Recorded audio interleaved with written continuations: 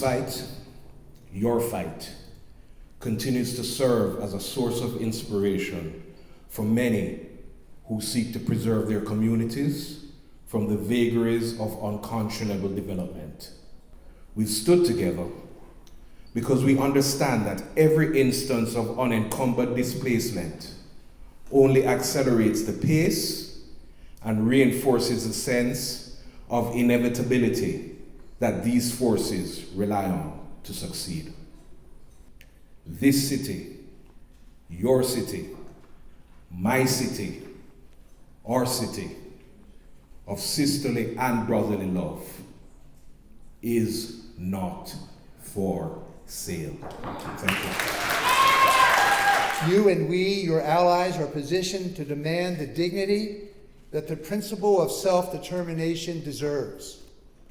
Disrupting the deal is preventative medicine that will ensure a thriving future for Chinatown and all of Center City, not just Chinatown. Chinatown is medicine. We won't let this place, this medicine, this harmony, this peace, this place go. So when someone says it's a done deal, you say, disrupt the deal. Hear, hear. Not all black clergy are standing on the side of greed.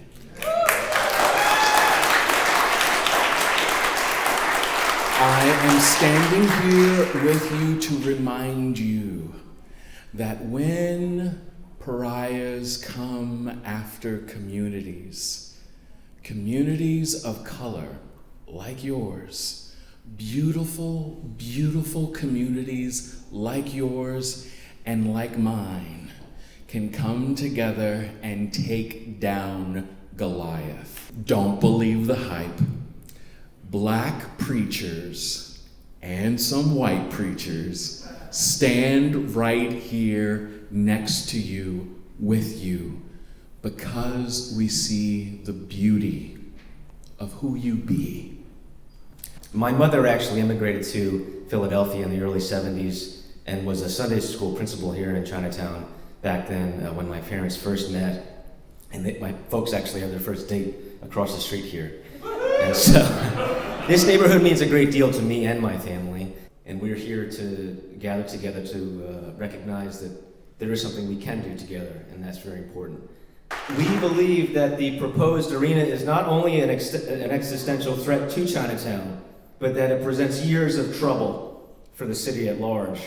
If zoning legislation does go through in Philadelphia that allows for an arena that is meant to destroy the neighborhood, then what we are going to do is what we have done in all these other Chinatowns in different cities in the United States, which is to use the law to support the people. What will an arena mean in this community, and what is the legal impact? What's the disparate impact on the community? What are the environmental impacts? What might it mean for the city to be illegally spot zoning in this neighborhood? And so we will make sure that the law is being used not to fight against this community, but for it. Hear, hear. Hear, hear. It is crucially important that we understand the tools that the developers are going to use to try to ram their project through. Community benefits agreements are tools that developers use to get approval for projects that will have negative impacts on communities. They're a way of buying support for a project. So the developers are looking for an organization to say that they publicly support the arena, and in exchange, the developer promises something that the organization wants. The group could be offered funding for community improvements or affordable housing, or it could be offered increased police presence on game nights or increased street cleaning. From the moment they announced this plan in July of 2022, the developers have been trying to get Chinatown organizations to sign a community benefits agreement, or CBA. So far, Chinatown, its organizations, institutions, and businesses have stood firm and refused to sign a CBA.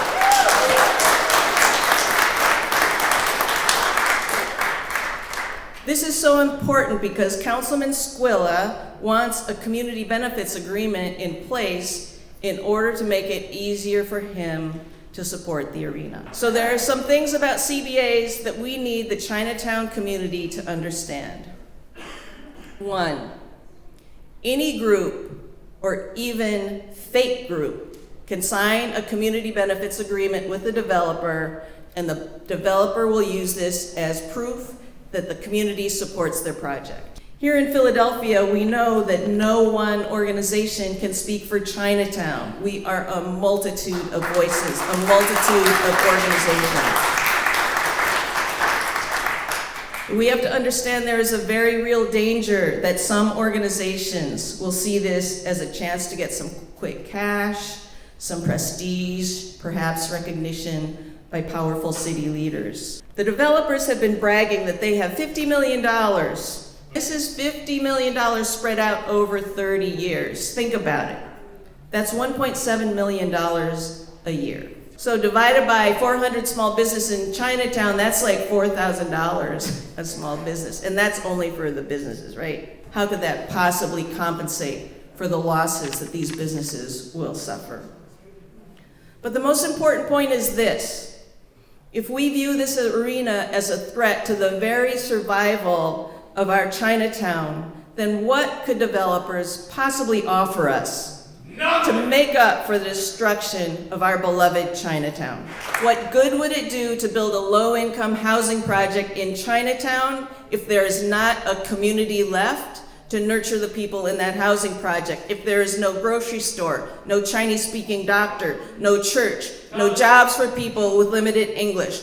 So there's been a lot of fear and misinformation going on.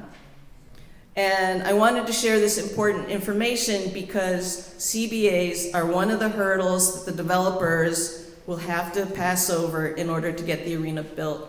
They are just one of the hurdles, but we need to understand very clearly what these are. Either way, there is a long way to go in our fight. We are proud of the Chinatown community for standing strong and resisting the developers.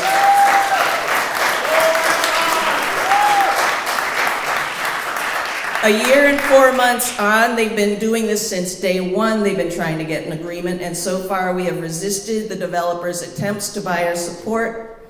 Philly's Chinatown is one of the last remaining real vibrant Chinatowns in the United States because we have stood up and fought time and again against large developments that threaten the existence of our community. So we will fight on.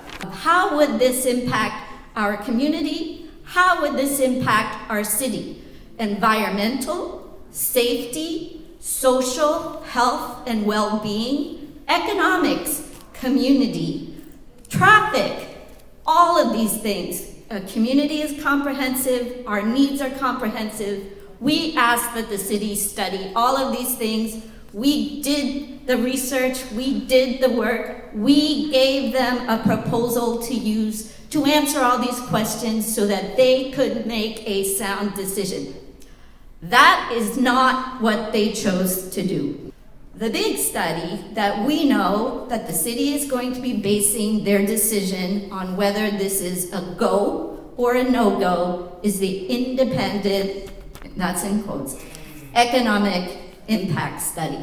That's all about dollars and cents. And that is the study that we know is not going to show the whole picture because the framework of what they're asking for is incomprehensive. It doesn't look at the impact to this community. It doesn't look at the impact to surrounding communities. It only looks at the impact of one thing. Should the arena be built? What will it cost? And how will that impact the 76 DevCorps and their revenues, not the rest of the city? If we don't interrogate these assumptions, they will come to pass. We will not let that happen.